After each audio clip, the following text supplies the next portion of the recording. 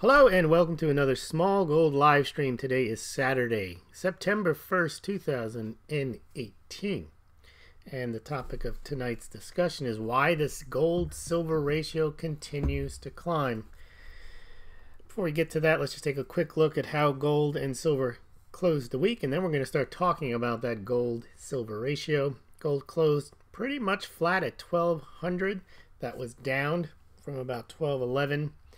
Last week, and silver fell from about 1470 down to 1451. So the silver price fell on a percentage basis more than gold, and we're seeing a lot of that lately, and that's going to factor into our discussion on the gold-silver ratio. Over on the cryptocurrencies, bit of a spike on Bitcoin at 7,200 at the moment, up about 3% in the last 24 hours. Ethereum up to nearly $300, up about 5%. Bitcoin Cash had a big day, was up about 15% on the news that BitPay was incorporating it into its service. So I think it's just now Bitcoin and Bitcoin Cash that are in that service. And Litecoin also was up about 8-9%.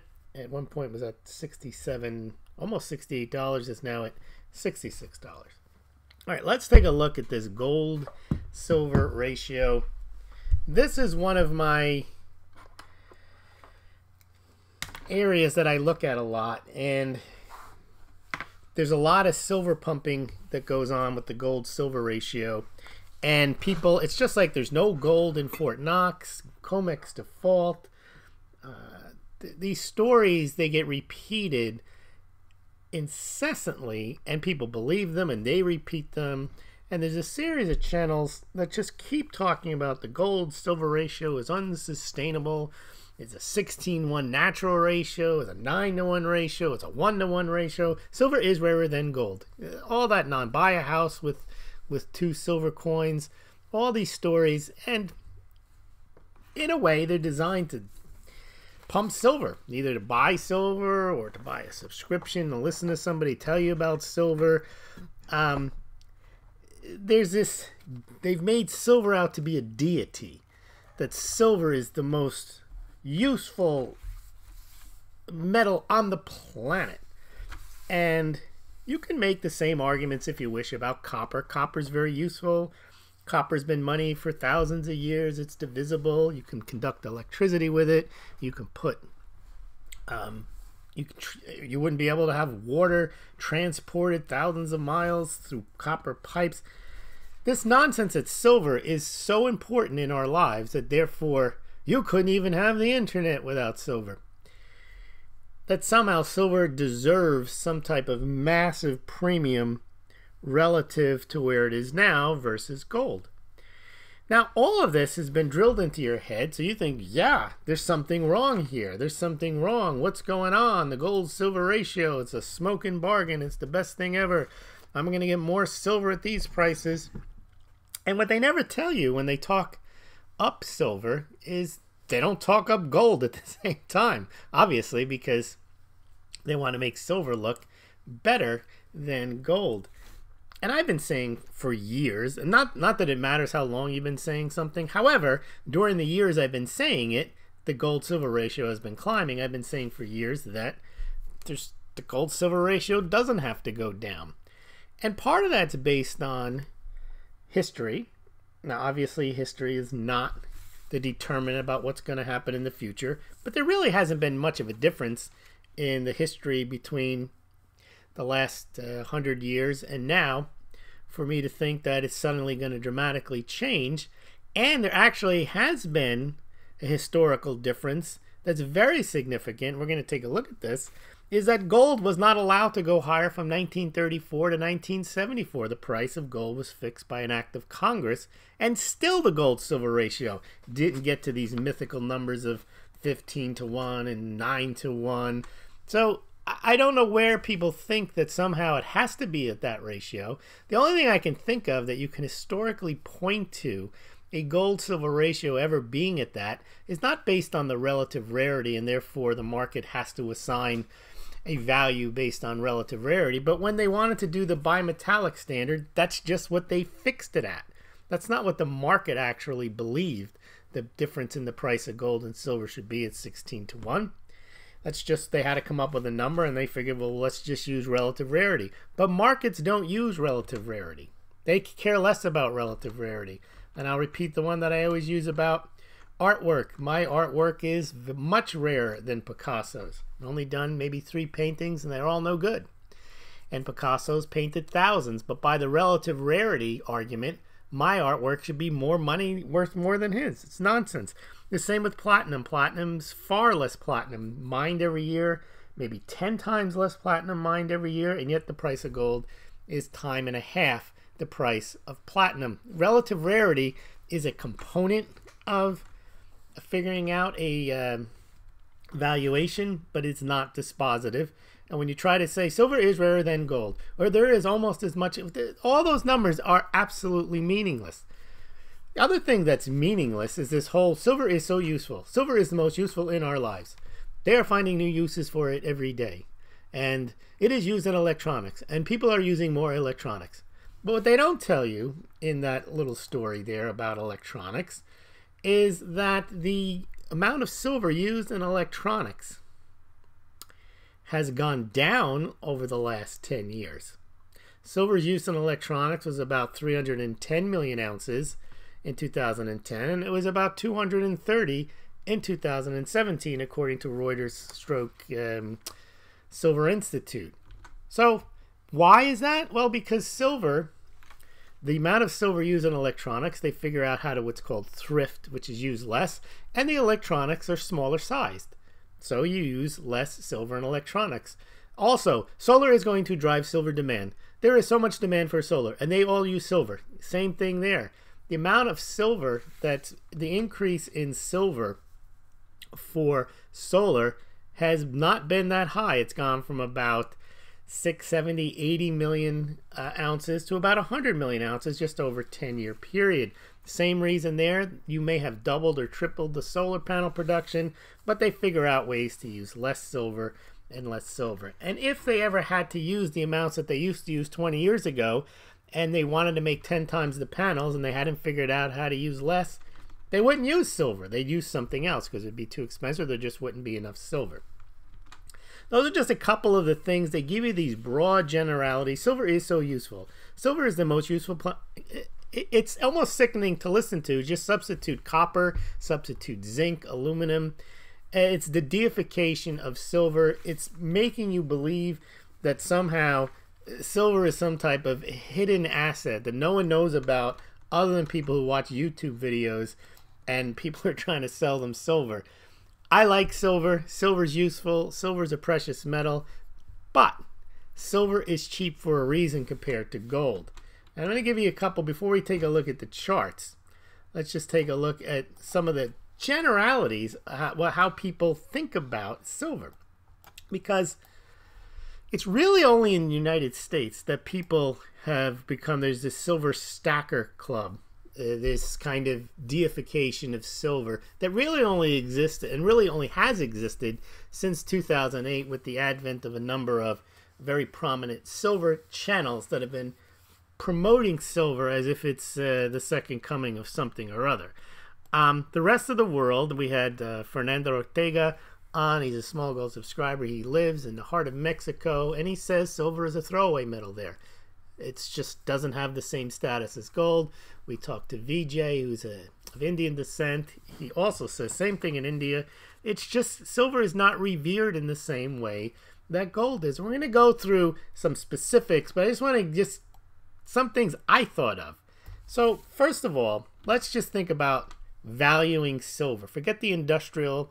Remember, silver and gold, the big demand for silver and gold is jewelry. It's not investment. Now you could say that the jewelry that they buy is an investment, but putting that aside, both gold and silver, demand for jewelry is twice the amount as it is for investment. Okay, so keep that in mind. This other thing about silver, and they throw it out, and we're going to go through all that. People are convinced, against all It's not against all evidence because they don't hear the other evidence. They just focus on and fixate on whatever little bits of knowledge they have about silver that's been pumped into their heads, that those are the reasons why silver is going to go up. The price keeps going down, and it keeps going down especially compared to gold. But let's just think about it. If you hadn't been listening to Silver Pumper channels for 10 years, and you didn't know anything, and you don't really know much more having listened to those channels for 10 years. You've been giving a very slanted view of silver. You've been given silver in its best light. You're not told anything about anything else. Or maybe they tell you gold is, it's gold, forget it. Okay. First of all, when people get married, if they have any means, or even if they don't have means, they scrap together enough money for what? A gold ring, not a silver ring. They don't do that. Rappers, rich people, when they flash bling, what do they flash? They don't flash silver. They flash gold. When you win first prize, you win a gold medal. You don't win a silver medal. That's second place. Central banks hold gold. They don't hold silver. This is just common culture, understanding this. These aren't people who are exposed to Silver Pumper channels and listen to the silver propaganda. It's just not part of the culture to value silver anywhere near the value of gold. And remember, the big demand for gold and silver is jewelry, and the demand outstrips investment. But think about this. Investment demand for gold is so much larger than it is for silver, and central banks are one of the big investors in gold, and they buy gold and not silver. What else when we're talking about culturally? So we've already said that if you're going to give a ring, it's going to be gold, not silver. If you're going to be flashing bling, it's gold, not silver. If you're going to win first prize, it's gold, not silver. If it's central bank, it's gold, not silver. Cultural expressions. People say he's good as gold. They don't say he's good as silver. Someone's very valuable. He's worth his weight in gold, not he's worth his weight in silver. Someone has a successful business, a restaurant. You say he's got a gold mine. You don't say he's got a silver mine. Now these don't mean anything. This, although it does, this is the cultural indications of why people value gold over silver. All right, let's go through what was gold historically used as. Now, many of you won't remember this, but when we had silver money circulating and gold money circulating, the larger amounts, the gold coins in the 30s, they were worth $10, $20. Silver was pocket change.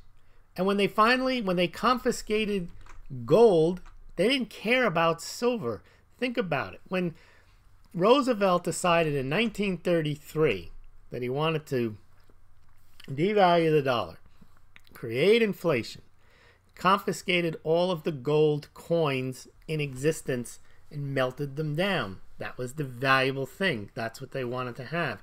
They didn't confiscate the silver coins. In fact, they actually confiscated general silver from people so that they could make more silver coins and hand them out. So silver was pocket change and remained pocket change until the mid-60s. Does this mean that silver is not a valuable metal? No.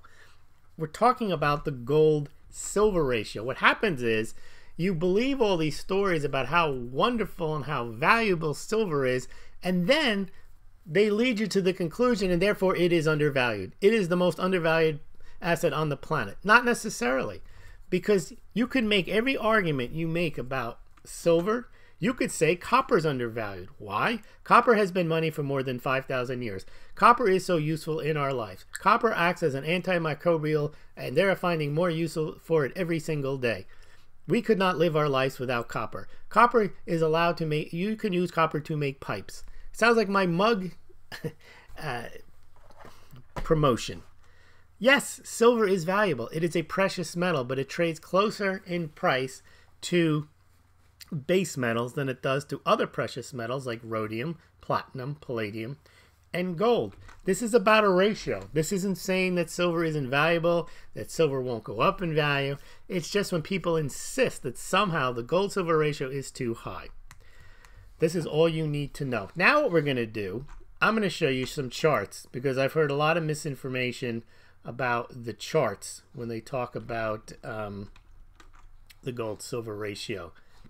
First of all, we're going to go backwards in history here in time, and I'm going to show you some gold-silver ratio charts.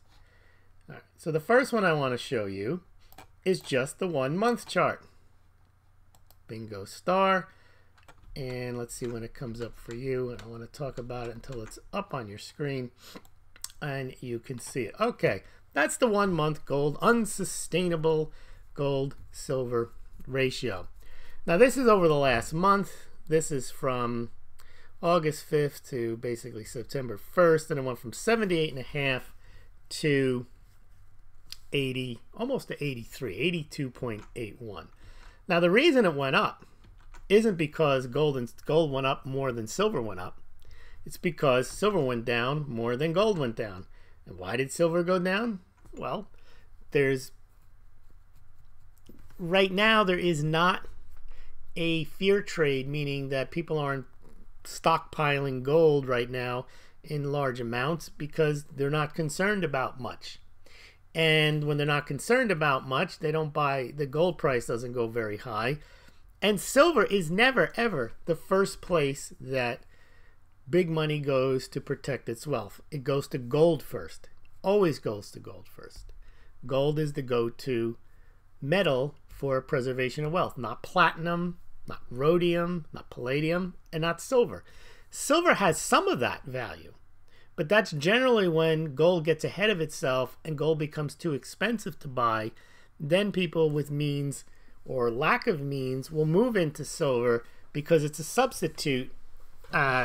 It's a substitute wealth preservation that people move into when they can't afford or perceive that they can't afford gold. You can always afford gold. You just can't get much of it. You can always, when people think, well, I can only get 1/10 of an ounce, so I might as well buy 75.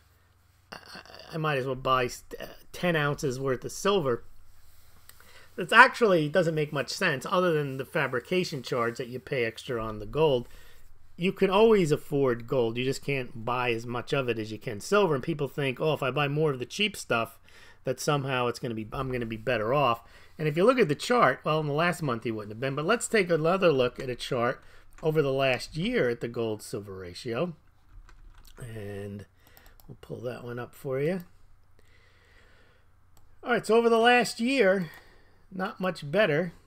You can see, let's see if you can see. It's got to switch over for you.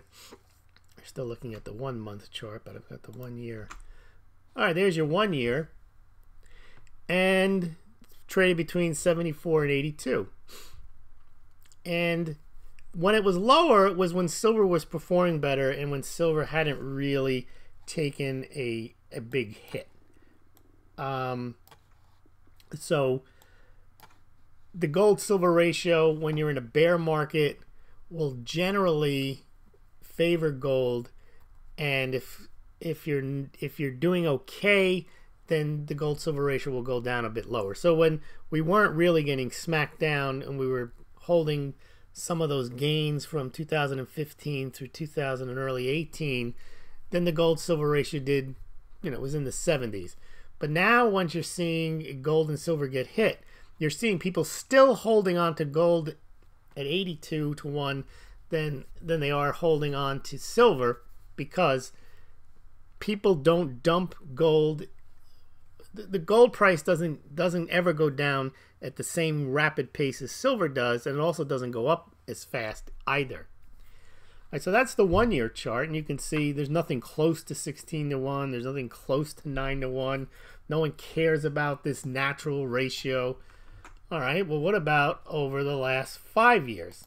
And this is how long I've been talking about it. Let's take a look at, since I've been saying the gold-silver ratio doesn't have to go down. And we'll wait for it to come up. And here you can see, well, not yet. There you go. There's your gold-silver ratio. All during this period of time, we had silver pumpers. Oh, now you got to buy now because the gold-silver ratio is historically, it's going to go down. It can't go much higher. BS. It went from 58 to 82 at one point in 2016, all the way up to 84. But you can see that trend line is not looking sweet for getting the gold-silver ratio to 16 to 1 or 9 to 1. And you say, well, that's only 5 years. Yeah, 5 years is a good portion of your life. But if you need more, we'll go further. Okay, let's do 10 years. 10 years of the gold-silver ratio being unsustainable at these levels, destined to go to 9 to 1, 6 to 1. 1 to 1 is my favorite. Silver is rarer than gold. You can buy a house with a monster box of silver eagles. Silver does an accounting every 2 weeks. Okay, now, there's your 10-year. Now, you can see in 2008 and 2009, where was it? It was up at around 80. And then the financial crisis hit, and then we did QE, and then gold and silver went off to the races. In 2009, really starting 2010, 2011. And that's when the gold-silver ratio went down to 32. When silver skyrocketed to $50. Gold went up to $1,911. What happened? You could see this line going straight down to 30 from 2010 to 2011. And the reason for that was both gold and silver were on the ascendancy. And it gets to a point where once a gold bull market takes hold and really starts to move up, that's when people say, oh, that's getting a little pricey. Let me move into silver. And because silver is such a smaller market, silver can take a rocket ride. But even at that big rocket ride, it only got to 32 to 1. And then look, bam, remember when they slammed silver down? It was right back up to 45. And it hasn't looked back since 2012. It went from 45, then to 50. And you could just see it climbing right back up. And basically, for the last 7 years, it's been well over 50 ever since that little spike. Now, that is a once-in-a-generation move. And I'll show you what I mean. It's not like, oh, it's got to go back to 30 to 1. Why? Only reason I think, this is an investment advice, but this is just an observation. The only way that the gold-silver ratio goes back down to 30 is if gold takes off again and really takes off. Maybe goes to $2,000 or something. And then silver, people say, oh, we got to get involved in this silver stuff because gold's getting too expensive. And once the world, not the world, but once people start moving into silver, it's a small market, it catches a nice bid. But here's what I want to show you now. This is the gold-silver ratio since 1975. And I want to show you this one because, let's see if it moves over. Yeah, you can still see it. All right. No, you can't. Now you can. All right. What you can see on this chart, well, I guess you're going to have to do it this way. If you go all the way over to the right and you see 2010, and then you go to 2011, and you could see that dip. That's 35 to 1, 31, 35 to 1. And you can see in 2011, it was down to 30, 35 to 1. If you then go back, you have to go all the way back to 1980 to get below that. You see that? 1980, it's down to 16 to 1. And you could see exactly the same thing. If you go from 1980 and you go back to 1978, you can see how the gold-silver ratio is going to go down from 35 to 1 down to 16 to 1.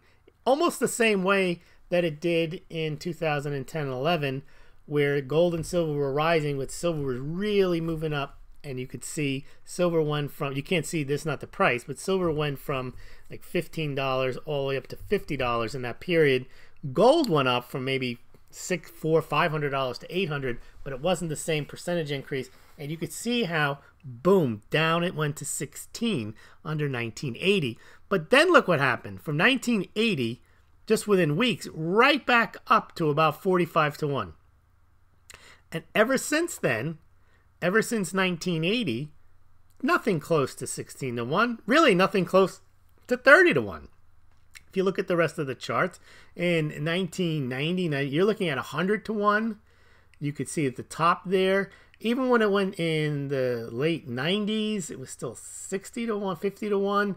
Nothing on this chart indicates, since 1975, that there's anything remotely close to being a consistent and reasonable and natural 9 to 1, 16 to 1 ratio. It was 16 to 1 for about 5 minutes in 1980, and that's it.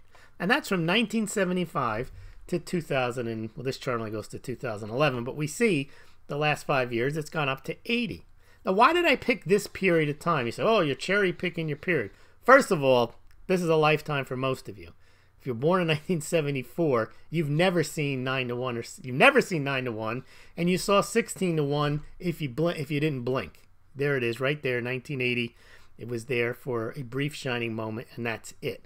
The reason I picked 1975 onward as my period of time to show you this is because prior to 1975, you don't have an apples to apples comparison. Why? Because the price of gold was set at $35, period. Full stop. That is all I need to know. Pursuant to the Gold Act of 1934, Congress set the price of gold at $35.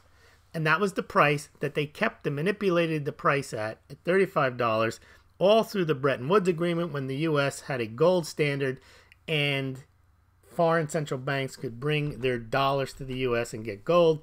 And the theory was that, not the theory, but the idea was that the gold was worth $35. But I'll show you, even when they manipulated the price of gold and did not allow it to rise, you still didn't get 16 to 1. Here's a 100-year chart. Silver is rarer than gold. All right. The only time it went to close to 16 to 1 was after, if you look right here, in July of 1967, it got to about 17 to 1. Why? 35 years of gold not going up and silver being allowed to go up. It almost got there.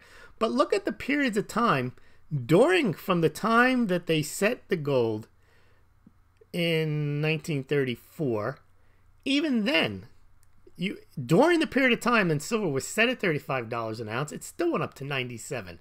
It did come down. You can see it's coming down if you look from the 30s into the 50s, all the way into the 60s. The reason it's going down, the reason you see it going down is because that's just general inflation. Gold is being pegged at $35. Gold's not allowed to go any higher, and silver's allowed to go higher. And still, even with the manipulated fixed price of gold at $35 an hour, silver doesn't hit any magical natural ratio, which it wouldn't be magical and natural because this isn't natural if the price of gold is fixed by law at $35. So there's nothing on this chart in the last 100 years that would indicate that somehow silver has got to go to a 16 to 1 or 9 to 1 or 1 to 1 ratio. That's 100. I don't even know where they get that from. That somehow that it's got to go there. The last 100 years, it's been close to it. You could see where it's been close. Look on this chart. You can see 1981, it went boom, and went straight back up. The same thing with when it went to 32 to 1 in 2011, went straight back up. It never has been consistently anywhere near 16 to 1. There's been a few.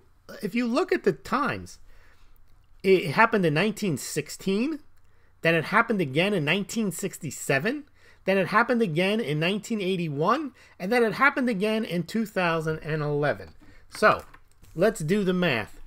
It happened in 1916. Okay, it got down to 16 to 1. Then they fixed the price of gold at $35 an hour in 1934, and it didn't happen again until 1967. So what does that mean?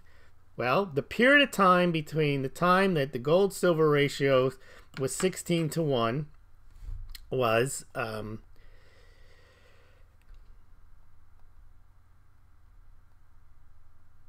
51 years you had to wait to see that. Then between 1981 and 1967, you had to wait another 14 years for it to happen.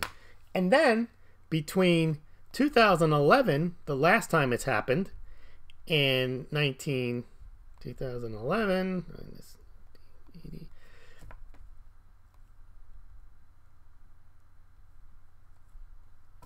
you had to wait 31 years. So it's happened 3 times in 100 years. So first time you had to wait 51 years, the next time you had to wait 14 years, and the next time you had to wait was 31 years. The average time you have to wait to see in between the time that the gold-silver ratio is 16 is 32 years. So if it last happened in 2011, and again, this is just for fun, this is not investment advice, but it might happen again in 2043. Of course, the past is not how you gauge this, but the point is, over the last 100 years, it's only been 16 to 1 3 times. And if you look at those charts, those big ramp ups, as soon as it hits 16 to 1, boom, goes right back up. You could see it in 1916, straight back up to 35. You look at 1967, straight back up. And that's still with the price of gold being held at $35 an ounce. And then you can see it in 1980, right back up. 2011, right back up. So there's a lot more. If you dig into the numbers, you dig into the charts on gold and silver. The problem is too many people hear the same mantra over and over again about silver that they're dumbfounded. Why is this not happening? It's unsustainable. Well, if you really looked into it a lot more and you examined historically what gold is versus silver, globally, how gold and silver are valued or used, how much in particular silver is used in industry, not just these generalities about silver is so useful in our lives, then it starts to make a lot more sense. Now you say, what about manipulation? Well, what about it? Both gold and silver, so the theory goes, are both manipulated. All right. If you know or you believe that gold and silver are manipulated, which one do you think is easier to manipulate? Silver. Why? Smaller market. Why? It doesn't cost as much money to manipulate it. It's a lot easier to manipulate it. So, if you know there's manipulation, then why would you think that somehow the gold-silver ratio is set to come down and silver set to skyrocket? There's no rationale in it other than you want to believe the cherry-picked data that the silver people throw in front of you to convince you that somehow silver is, when some people say it's more valuable than gold. I don't get that. All right, let's see what you guys think. I'm not predicting anything here. I'm just saying that there's a great counter set of facts and a counter set of charts and another way of looking at it that makes total sense why silver, which has been pocket change and not the store of value that gold has been for centuries, why the gold-silver ratio is not destined to go any lower. Not any lower, it can go lower, but not destined to go to 9 to 1 or 16 to 1. And over the last 100 years, it's been there 3 times. And been there for 3 times, probably for 3 weeks in total. All right, let's see what we got here. All right. Not me. Good evening, Lewis. Thank you for your efforts. Game continues. Thankfully, says not me. Hello, not me. Humanity is enslaved by maritime law. Silver is the most conductive metal. Okay, this is the type of thing, the cherry-picking data.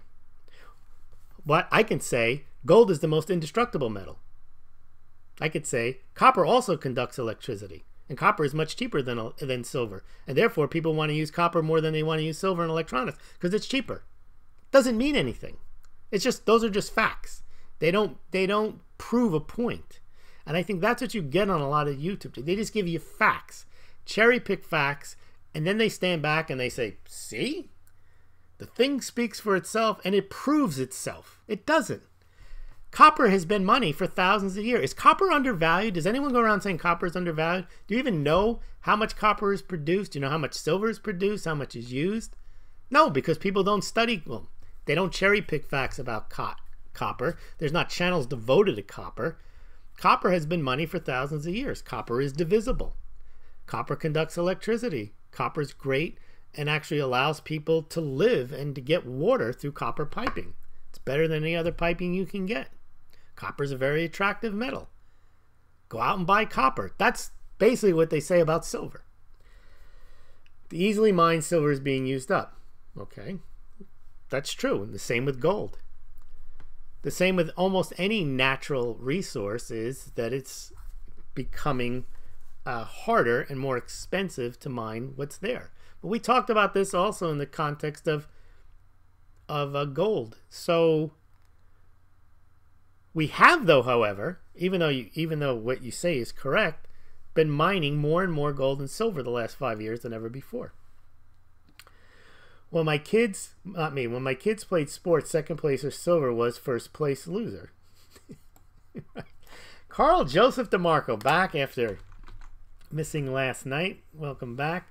Some of these gold and silver dealers do sell copper for the resets. Well, yes, at outrageous prices too. Hasn't caught on because that one's so obvious. The price that you pay for a copper round, you'll never make your money back unless the price of copper goes up like tenfold or something, because they're not even, I think I remember whatever the price of copper is, it costs a lot more to fabricate it than there's actually the value of the copper. So that one's a tough putt to sell copper.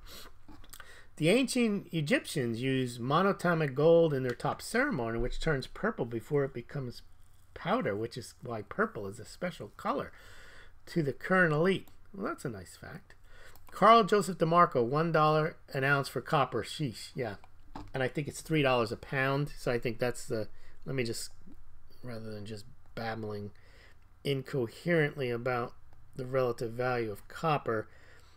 Yeah, copper's $2.70 a pound. So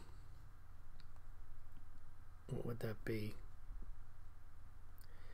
Yeah, so copper's like 16 cents an ounce, and they're charging you $1 an ounce for copper. So basically, it's like times 8. Yeah, it's like 7 times the price. It's not going to work. Daniel Gummer, silver mining stocks, AG, EXK, HL, PASS, GL, GPL, strong buys here. It's very hard to say what's going to happen with these mining stocks. I can't make heads or tails of them. They don't always track the market price of silver. All right, cash flow. I like your unbiased commentary. All right, thank you for listening. Does ratio really matter with gold and silver? Carl Joseph DeMarco. No, I actually think, because first of all, they serve separate purposes. And even if they have overlapping purposes, they're not even one-to-one. So for example, they're both for jewelry, but it's not the same jewelry market. And also, they're used for money. But the demand, or investment, the demand for gold as investment is much higher than it is for silver. They're both used in industry, but they're used in industry a lot more in silver than they are for gold. So the ratio is irrelevant. So let's say that there was this massive demand for gold for some medical reason, and it was to cure something that basically everybody has. And gold was, you couldn't substitute it.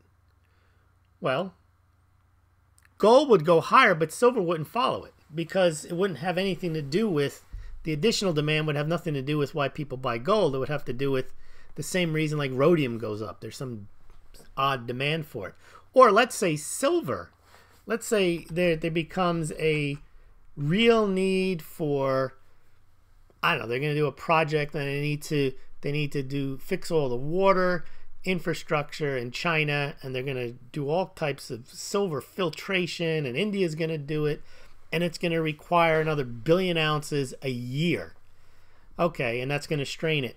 Well, that would make silver go higher, but that wouldn't make the ratio. Gold wouldn't do anything. Gold would do whatever it was trading on for whatever reason gold was trading. So the ratio would come down. But the ratios aren't connected.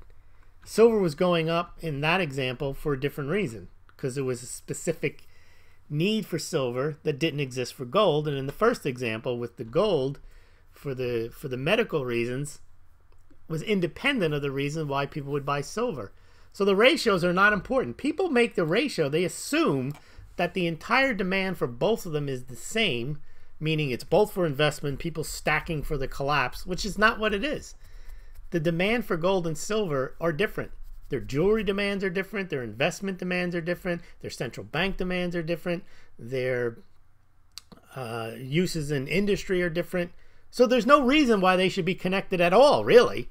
The people look at the ratio and say it's unsustainable. It's, why? Do you know what the copper-silver ratio is? Is that unsustainable? You don't know. And the reason you don't know is because it's really not that relevant. All right. And if stackers don't like fiat, why do they care about the fiat price of PMs? Well, that's the whole thing. Well, measure your wealth in silver. Measure your wealth in ounces. Yeah, go ahead.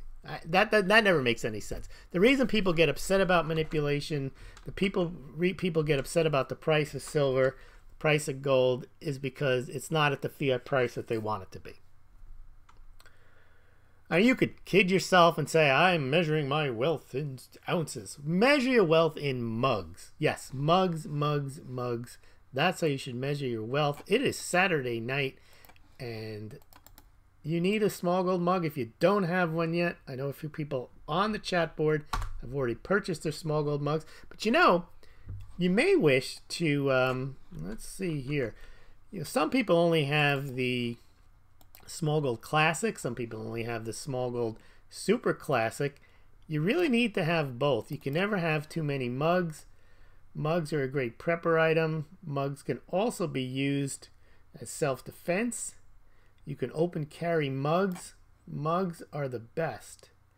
And measure your wealth in mugs. Let me show you. We'll give you these two right here. I can make my whole pitch in one shot. There you go. All right. So now you've got both mugs coming up on your screen. You can order them through the Smaulgld site.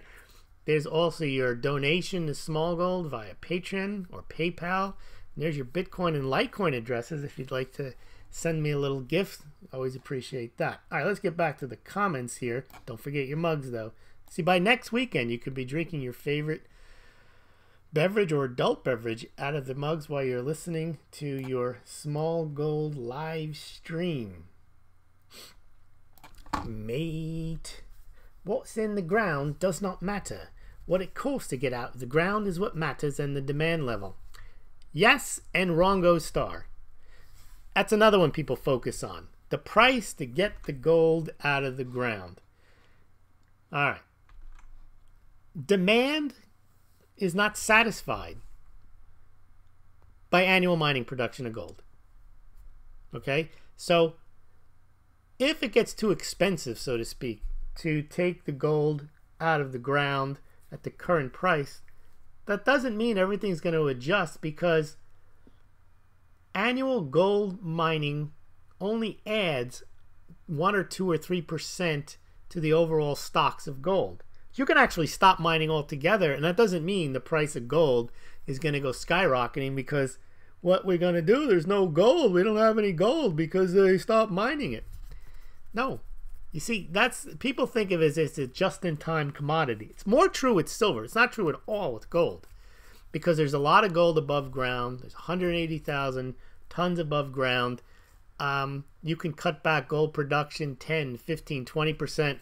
Exactly under the reasons that you're saying, is because it's too expensive. That doesn't mean that it's going to cause this sudden readjustment in price because the price is too expensive to get it out of the ground.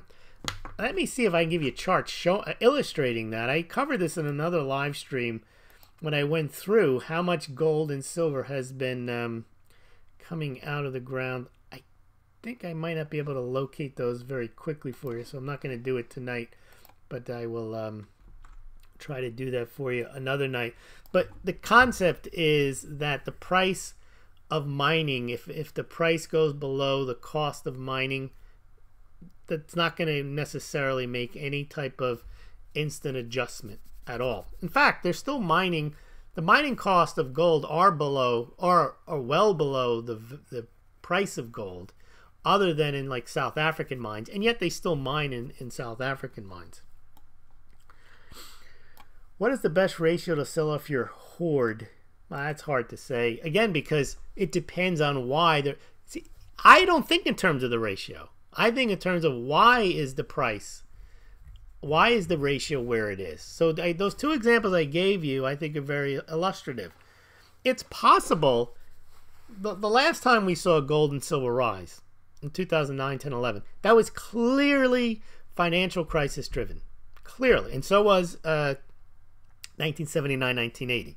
1979, 1980, gold and silver rose because of the financial crisis and the inflation. 2009, 10, 11, it was because of the Fed's QE and to try to get out of the financial crisis. So both cases, that's where gold and silver rose, and that's where silver rose more than gold, and that's why the gold-silver ratio went down. It's possible, the way I'm looking at it, the gold-silver ratio, if there is no financial crisis, gold-silver ratio can go even higher, because gold could get a little bit of a safe haven bid, and if it's only a little bit, gold will inch higher. Silver won't catch any of that, because silver is, you got to remember, the problem with silver as a storage of wealth, it's very expensive to store. I know people think, oh, that's ridiculous. No, it's not. If you're storing large amounts of silver, it's very expensive. It's also not as good of a store of wealth over time. If you look at the charts, many years silver goes down and gold doesn't. Silver is far more speculative, so why would you want to pay to store silver if you're a multi-million billionaire when you can hold gold in a much smaller storage space and be more confident that the price isn't going to drop 50-60% like silver has done? Gold hasn't had those types of... Gold has not fallen ever at the same pace as silver. It also hasn't had the same spectacular gains as silver. So people looking to preserve wealth are more likely to put it into gold and silver because historically it doesn't move as much. It holds its value. So I can't tell you with a ratio to sell it off. It depends on why. Now let's say that the gold-silver ratio goes down because there's some fabulous new demand for silver. Well, then who knows what the ratio is? You'd have to look at it and say, well, how much longer is this demand going to exist? Who knows? The Fed is short silver. Well, it could be. They're probably short gold too. That is all you need to know, says Carl Joseph DeMarco. That's right. All right, let's see. We got more comments. Good comments tonight. Constance 1. The crisis hasn't been as great as now. We're entering a multipolar world, which is different, which existed the last 100 years. Even if that's a true statement, that doesn't mean anything for gold or silver, or for the ratio. Okay, so let's say you're in this multipolar world, and the theory on that is that the dollar is less valuable. Okay, and then other currencies are maybe more valuable in relation to the dollar. That just means there might be inflation in the U.S. against all assets. Does that mean that there'd be more in that silver would be valued more than gold in that example? I don't see why it would be. In fact, in that case, gold would be more valuable because gold is the one that would be viewed as the monetary metal far more than silver. If indeed the dollar were to go down, gold would be the place where the big money would go. All right. Constance 1, U.S. dollar may no longer be world reserve currency. A gold-backed yuan could override it. Yeah. The last thing China is going to do currently, in the way it is do anything about a gold-backed yuan. Game changer. China is a debt Ponzi scheme. They may buy a lot of gold with their Ponzi wealth, but they're not going to back their yuan and destroy their ability to create credit, to create make-work projects to keep their economy rolling. But even so, let's assume in a crazy world, China backs its currency with gold. That would make gold more valuable, wouldn't it? That nothing, it wouldn't change the ratio. It would make the ratio go higher. It would mean that gold is even more of a monetary metal than silver. And that's what people would want to have. They'd want to have the gold, not the silver. Mate, the U.S. has more gold. China has printed more than the U.S., which is the reason the yuan is falling. People don't realize that. Again, selective facts. All they tell you all the time is China's buying gold hand over fist. They're lying about how much they have. They're going to roll their gold out into a stadium. All this nonsense. They never talk about, they're starting to, the Chinese massive debt position. They just focus on the fact that China has gold. China is smart. They read Sun Tzu. They are smarter than the people in the West because they understand the value of gold. People in the West are stupid. Okay. Again, you listen to YouTube, you listen to gold and silver pumper channels, you're just going to get a steady diet, and then you repeat it. And then you think whatever you've learned somehow means something in isolation. It means that gold is going higher. It means that the gold-silver ratio is unsustainable. Russia is buying gold. They know it is coming. That is all I need to know. The major trade currency was the pound sterling in 1918. Yes, and that means, therefore, the dollar will one day collapse because sterling was once the world reserve currency, and now the dollar's days are numbered. I don't know what that means. It doesn't mean, in itself, that's just a statement. Carl Joseph DeMarco. Notice how the gold bugs who harp on a return to the 16:8:1 ratio always say it indicates a price increase for AG, never a price drop for AU. It's quite possible that we could have a gold-silver ratio go to 16:1, but it would be in a place where you wouldn't want it to be. Could be that the price of gold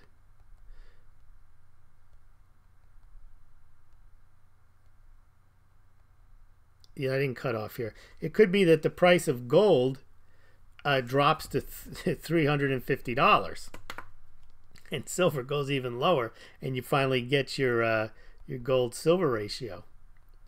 So I don't know. I'm just I'm astonished that people actually fervently believe what they believe based on what they've heard on yeah, so if gold went to 350, I don't know. It's not even worth doing the numbers. That people believe what they believe, they insist on what they believe, and then reality is showing them something entirely different. And then it becomes, well, they're projecting the future. But they've been projecting this future for 10 years. And so you have a chart for 10 years that now shows you it's not heading in the direction that you think it's heading, and all you can say is you'll see, or you insist that these people are smart and they know. I don't know that they know. Why do you think that they know? Because they tell you that they know? Oh, they're knowledgeable. Oh, they know their stuff. Yeah, they do. They're knowledgeable. They have a YouTube channel. They have a newsletter. All right. U.S. has no gold that has fiat U.S. dollars. Now, how do you know that? This one annoys me too. How do you know? That's another one on YouTube. The United States has no gold at Fort Knox. Ha ha ha! I have more gold than they have. How do you know that? How do you? Have you done an audit on the Fort Knox? No, but they haven't either. So therefore, there is no gold. That doesn't follow. First of all, what would it mean if the U.S. didn't have gold? Would it mean game over, game changer? It wouldn't mean anything. First of all, if the U.S. wanted to have gold that it didn't have, which I'm not saying it doesn't, Russia's 2,000 tons of gold would cost you $77 billion to go out and buy. So if the U.S. was somehow short gold and it mattered, it could buy 2,000 tons of gold. Cost them $77 billion. That's a month of QE3. They couldn't do it? No, because they couldn't do it because they would destroy the markets, would realize it, and the price of gold would skyrocket. Nonsense. India bought 1,000 tons of gold last year. Nothing happened to the price of gold and went down. This whole nonsense. The United States doesn't have any gold and therefore the U.S. dollar is worthless. That's the whole point. The United States doesn't care what the price of gold is, doesn't want to advertise how much gold it has or doesn't have, because it wants people to value the dollar with no correlation whatsoever to gold.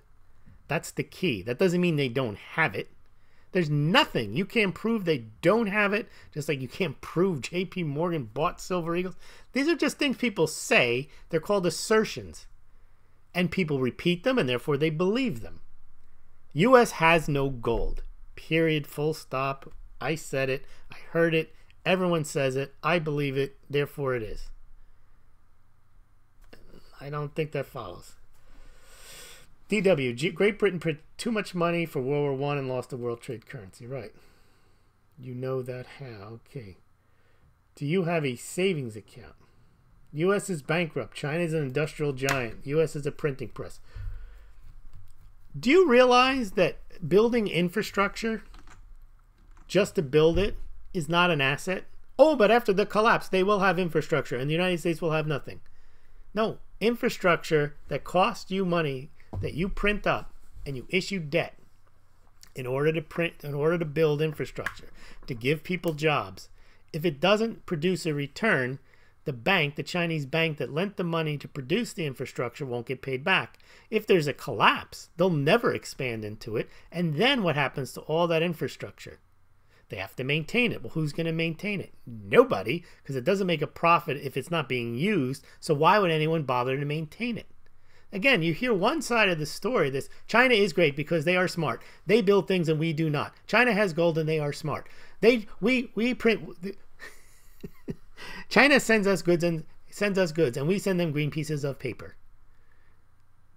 Well, who's the stupid one then? If that's what you actually believe, then China's the dumb one.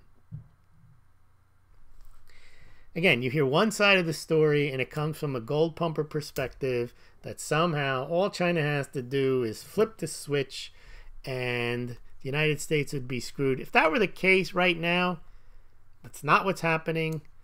China's screwed because they need those green pieces of paper so that they can continue to run their Ponzi scheme. They weren't counting on these tariffs. Now they're having to cut taxes on the companies to lose money to ship goods to the United States. They're in the weak position. They're forced to continue to produce goods to send them to the United States. Now they're forced to borrow more money to subsidize these companies more just to keep them in business. That's not a good deal. That doesn't mean that they're smart. Just I don't care how much gold you have. Having gold doesn't make you smart. Silver is the only asset not to suppress its 1980 US dollar high. That's a fact, and that's a very interesting fact. Everything has gone higher. Oil, gold, everything. And that is a doesn't mean anything in of itself, but it's a very, very interesting fact. And that's an argument to look into manipulation, for sure. Would you conservatively sell off at 40 to 1? I get it's the same answer. Constance 1 depends on why it's at 40 to 1. I would say, just based on history, if you go back to that chart, if it goes to 40 to 1, I'd be out of there before it went right back up.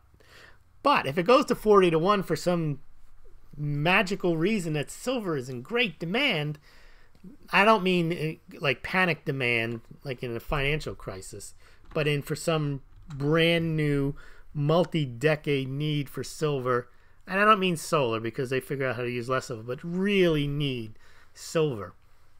Then 40 to 1 might be not when to sell. You might want to wait for it to go to 1 to 1 if there really was some type of real demand for silver. But if it just goes up if history is any guide, the last 3 times didn't stay there very long.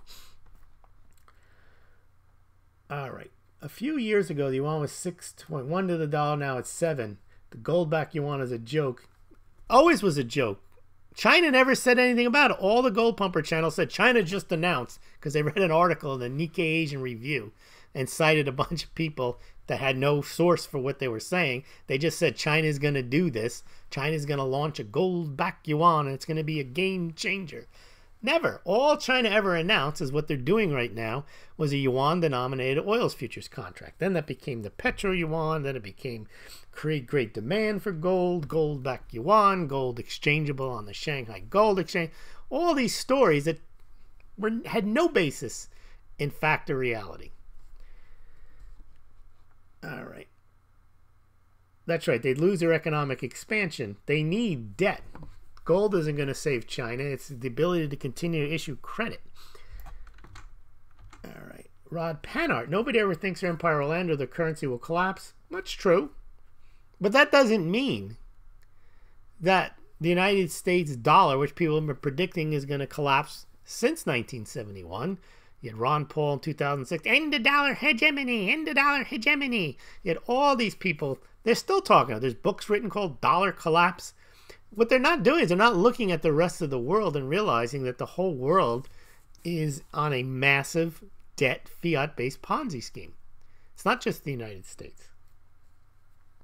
There you go. Russia and China to USA. No, it's not one or the other. You see, what happens when you go on gold and silver pumper channels, they create the idea that China is smart and America is stupid.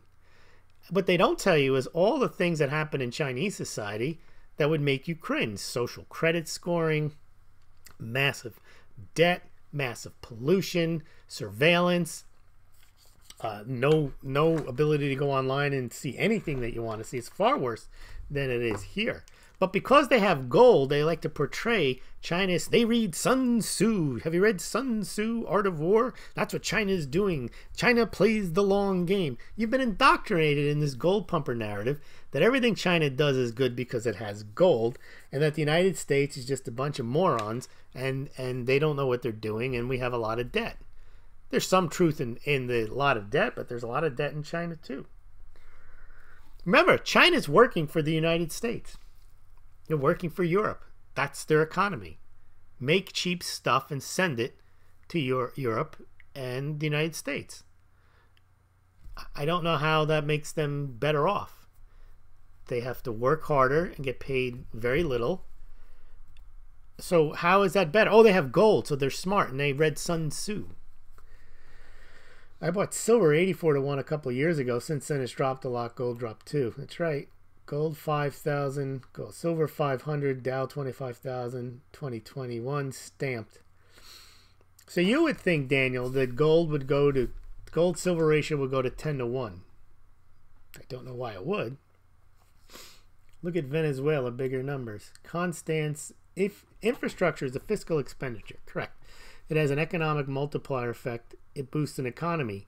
Yes, absolutely. While they are creating the credit, lending the money, when the state-owned banks lend the money to state-owned enterprise to build infrastructure, it definitely boosts an economy. That's exactly why China would never do a gold-backed yuan, because they need that credit creation. The problem with credit creation and boosting an economy that way is they're bringing the demand forward. They're building stuff that they don't necessarily need or will even make a profit on. And so therefore what happens is the state-owned banks have to extend the terms of the loan. They have to write off the loan. They have to lend them more money. They have to swap it into equity. Anything to hide the fact that the projects that they did to generate the economic activity wasn't really needed. And that's why I'm saying when you overbuild, that's why China knows this. They've announced this. They're trying to cut back on infrastructure projects as a way of boosting the economy. They don't know how else to do it, and these tariffs have thrown them for a loop. And so what they're doing is they're saying, well, we'll build other infrastructure. We'll do parking lots. We'll do something. Yeah, it's a Keynesian approach. Infrastructure is a fiscal expenditure, has an economic multiplier effect. Absolutely true. Absolutely true. Except that it's a Ponzi scheme. You have to keep making more infrastructure to get that economic benefit. And then you get to the point where you can't pay back your debt. And you have the Minsky moment, as the Chinese board of the head, one of the governors of the People's Bank of China mentioned. They think they may have already reached their Minsky moment. X is now tightening the screws of tyranny since it became emperor for life. See, China is smart. Yeah, because they allow a guy to be emperor for life. Because China opened up, Chinese are leaving en masse. And also they have capital controls. There's things to admire about the Chinese economy, but that's all you hear from the gold pumpers, that everything they do is wonderful. And because they have gold, they're your gold buddy. There's a lot of things, and they have no problem criticizing the bad parts of the U.S. It's almost like U.S. bad, China good. And again, it's the same why you end up with making the wrong, coming to the conclusions that are the exact opposite because you cherry pick data. No, I don't think he's a troll. I don't think. Okay, let's see. U.S. has 200 plus trillion in liabilities and 21 trillion in government debt. That is correct. No, those are facts. But just take your facts and go look at what China's debt is. China's debt is increasing. It's 250% debt to GDP. It's the whole world. Everybody knows those U.S. facts. Go look at the ECB. ECB has done $5 trillion in QE in the past 4 years. U.S. only did $4 trillion. Not that the U.S. doing $4 trillion was a great thing. The point is, it's the whole world. Everyone is pointing to only the debt that the U.S. has and assumes the rest of the world is some type of prudent, gold-backed economy. They're all doing exactly the same as the U.S. And indeed, the U.S. central bank is actually shrinking its balance sheet and has a positive rate of interest. The ECB, the Bank of England, the Bank of Japan, they all have negative interest or zero interest rates. The Ponzi can go on longer than you can stay solvent. That is absolutely true. It can go on for another decade or more. Almost no one in China reads Sun Tzu. You know who reads Sun Tzu? Are the gold pumpers. And they try to claim that that's what China is doing. China plays the long game. Sun Tzu. All right. Well, I want to thank everyone for listening tonight. We'll be back again tomorrow night, even though we will not have a holiday schedule. We'll do every night, 8 o'clock Eastern Standard Time. Don't forget to order your mugs. And also, check out Smaulgld on minds.com. gab.ai, and sign up over at BitChute. There's a Smaulgld channel there. It's basically a reproduction of the channel here. Also, I've started uploading to bit.tube.